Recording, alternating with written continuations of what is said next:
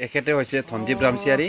এখেতে নলবাৰী জিলাৰ প্ৰায় 9 কিলোমিটাৰমান উত্তৰে অৱস্থিত ৰঙাফালি গাঁৱৰ এজন গণ্যমান্য এজন যুৱক।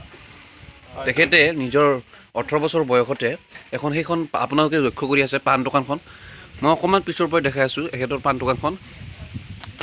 এখেতে মেট্ৰিক পৰীক্ষা দিয়াৰ পৰা সেই পাণ দোকানখন চলাই আছে। এতিয়া এখেতৰ বয়স আপোনাৰ 34 বছৰমান হ'বনে? 30 বছৰ হ'ব আপোনাৰ। আপুনি 18 বছৰ বয়সতে নিজৰ ভৰিত নিজে থিয়া দি নিজৰ পকেট খৰচ, গাঁৱলীয়া ভাষাত কৈছোঁ মই, পকেট খৰচটো আপোনাক ওলাই গৈছে আপুনি। এনে এতিয়া যিটো নেক্সট প্ৰজন্ম, নেক্সট জেনেৰেশ্যন আহি আছে, সিহঁতক আপুনি কি দিয়া দিব? আপোনালোকে যদি চাকৰি পোৱা নাই তেতিয়াহ'লে কোনো বেয়া কামত আগবাঢ়ি যাব নালাগে।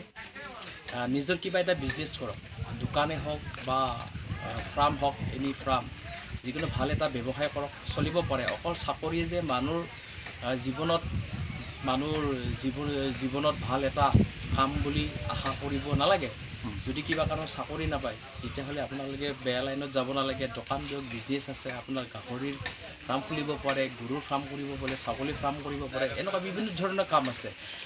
মই যি ধৰণৰ আজি পাণ দোকান দিব লগা হৈছে মানে মই পাণ দোকান দিছোঁ, এইটো নিজৰ জীৱনৰ কাৰণে। পাণ দোকান দি পেলাই আপুনি দিনত 100, 200, 300 এনেকুৱা লাভ কৰিব পাৰে। ঠিক সেইধৰণে সৰুৰ পৰা ষ্টাৰ্ট কৰিব লাগে। আজি পাণ দোকান দিছোঁ, কালি যদি মই বিজনেছ ভালকৈ কিবা এটা ভাল ডাঙৰ বিজনেছ কৰিব পাৰোঁ। সকলোৱে ডাঙৰ নহয়, সৰুৰ পৰাহে ডাঙৰত যায়। আচ্ছা ধনজীৱ, মই তাৰ মাজতে তোমাক এটা প্ৰশ্ন কৰিব বিচাৰোঁ। আজিকালি যিটো নেক্সট জেনেৰেশ্যন ল'ৰা ছোৱালী তোমাৰ দৰে পাণ দোকান দিবলৈ লাজ কৰে বা তেল বিক্ৰী কৰিবলৈ লাজ কৰে, সেই বিষয়ে আপুনি কি ক'ব? লাজ কৰিব নালাগে, এইটো এটা কৰ্ম।